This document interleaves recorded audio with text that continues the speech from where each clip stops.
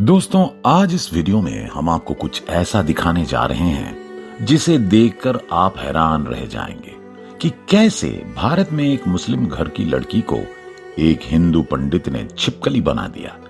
लड़की के साथ क्या हुआ और उसने ऐसा क्या गलत किया कि पंडित ने उसे छिपकली बना दिया, ये जानने के लिए आपको वीडियो को अंत तक देखना होगा।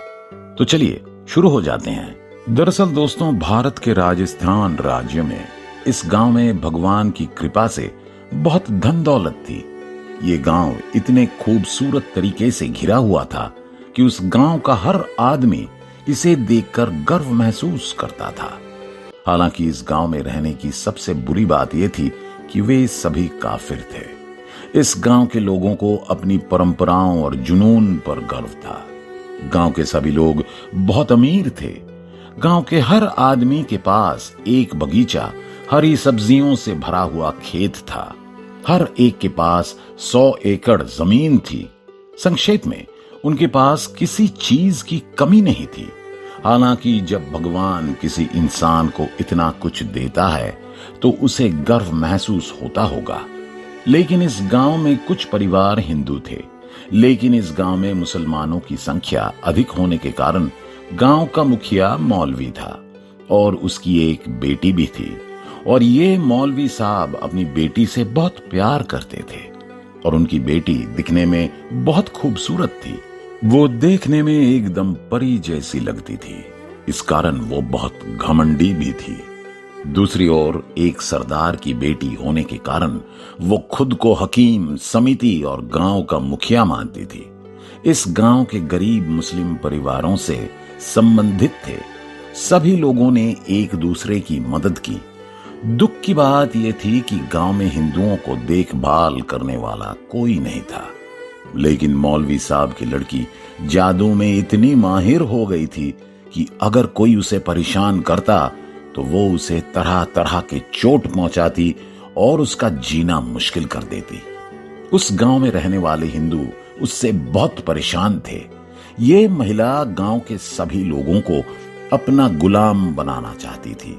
अगर कोई उसकी आंखों में देखता तो वो उस पर काला जादू कर देती और उसे जानवर बना देती।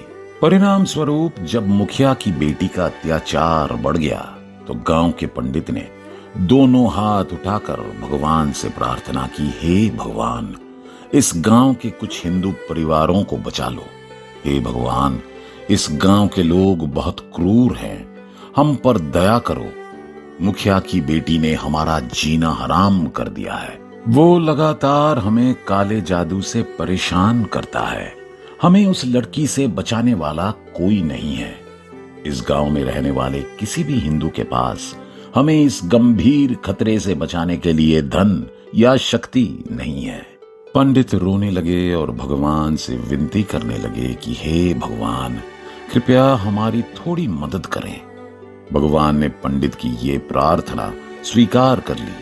परिणाम स्वरूप समय ऐसे ही बीतता रहता है।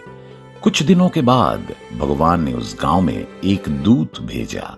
लेकिन एक दिन जब मौलवी साहब यानी गांव के मुखिया खेत में टहलने निकले तो वे गौरव और जुनून के साथ यात्रा कर रहे थे। लेकिन अचानक उन मौलवी साहब के सामने एक जहरीला सांप आ गया। जब मौलवी ने सांप को पकड़ने की कोशिश की तो सांप ने उसे काट लिया और वो वहीं भूमि पर बेहोश होकर गिर पड़ा। तब उसके सेवक उसे उठाकर घर ले गए। अपने पिता की ये हालत देखकर बेटी ने अपने पिता को ठीक करने की पूरी कोशिश की, लेकिन वो अपने पिता के शरीर से कोई जहर नहीं निकाल पाया। इस तरह जहर मौलवी साहब के पूरे शरीर में फैलता जा रहा था।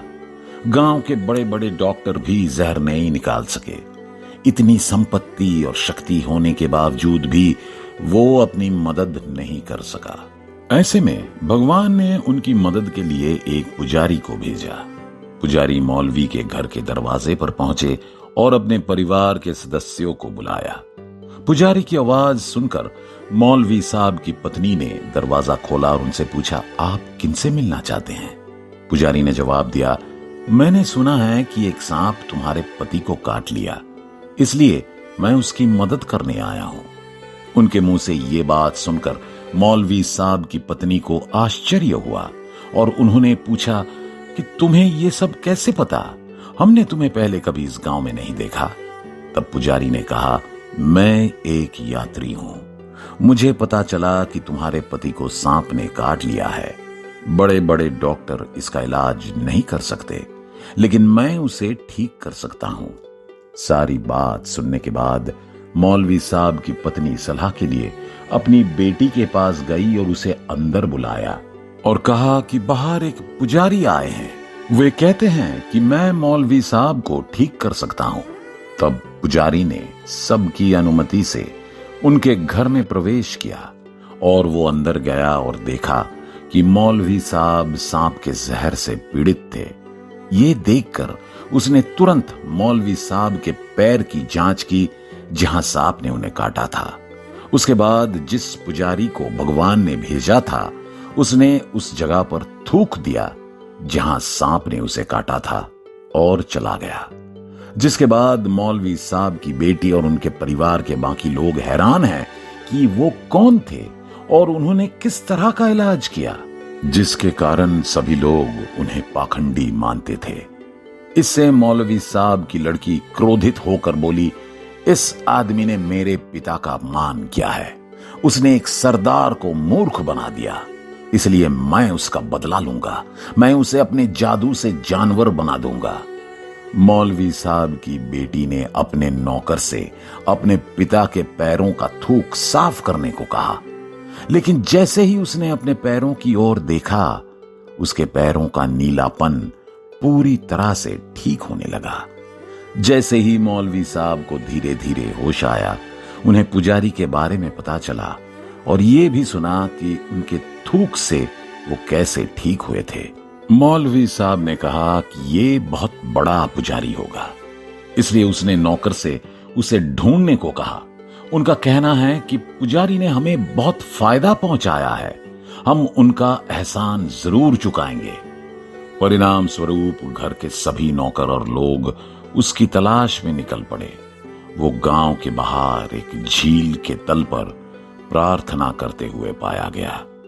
सभी लोग देख रहे हैं कि वो क्या कर रहा है। ऐसी कौन सी पूजा है? मौलवी साहब के आदेश पर नौकर पुजारी को पकड़कर उनके सामने लाए। तब मौलवी ने पुजारी से पूछा, आप कौन हैं? आप कहां से आए हैं? हालांकि ये कुछ अनमोल चीजें हैं जो मैंने आपको धन्यवाद के रूप में उपहार में दी हैं। लेकिन पुजारी ने ये सब लेने से इनकार कर दिया। मौलवी साहब ने यह भी कहा कि अगर तुम अपना धर्म छोड़कर हमारा धर्म स्वीकार कर लो तो मैं अपनी बेटी का विवाह तुमसे करने को तैयार हूं। तब पुजारी हंसने लगा और बोला कि मैं भगवान से प्रेम करता हूं। इसके अलावा इन चीजों का कोई मूल्य नहीं है। मेरा धर्म ही मेरा जीवन है और यही सबसे महत्वपूर्ण है। मेरे लिए यह संभव नहीं कि मैं अपने रचयिता को छोड़कर आपका धर्म स्वीकार कर लूं, और आप जो प्रस्तुत कर रहे हैं उससे लाखों गुना बेहतर मुझे स्वर्ग में मिलेगा।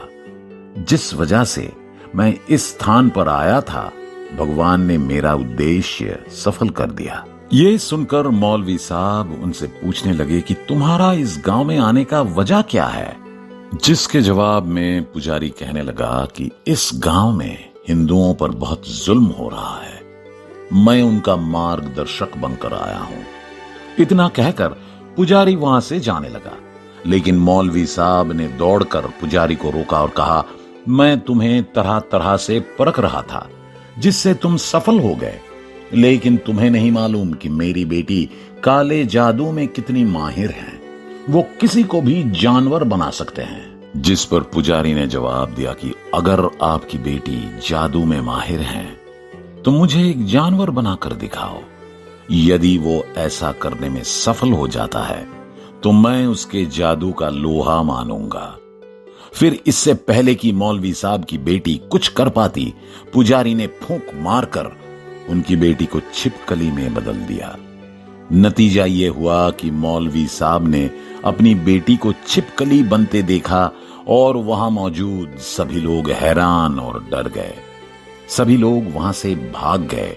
जैसे ही पुजारी ने छिपकली पर थूका तो वो तड़पने लगी। ये देखकर मौलवी साहब सीधे गए और पुजारी के पैर पकड़कर अपने किए की माफी मांगने लगे। और मौलवी साहब कहने लगा, तुम मेरी बेटी को ठीक कर दो। मैं वादा करता हूं कि हमारे घर में सभी लोग हिंदू बन जाएंगे और हम कभी भी हिंदुओं को परेशान नहीं करेंगे, बल्कि हम हमेशा हिंदुओं की रक्षा करेंगे। उसके मुंह से ये बात सुनकर पुजारी ने कहा, ठीक है, उठो, लेकिन आप वादा करें कि आपकी बेटी भविष्य में किसी को चोट नहीं पहुंचाएगी। फिर पुजारी उस लड़की के लिए भगवान से प्रार्थना करता है और तुरंत मौलवी साहब की बेटी ठीक हो गई। फिर पुजारी वहां से चले गए। इस मामले में आपकी क्या राय है? नीचे कमेंट बॉक्स में कमेंट करके बताएं। धन्यवाद।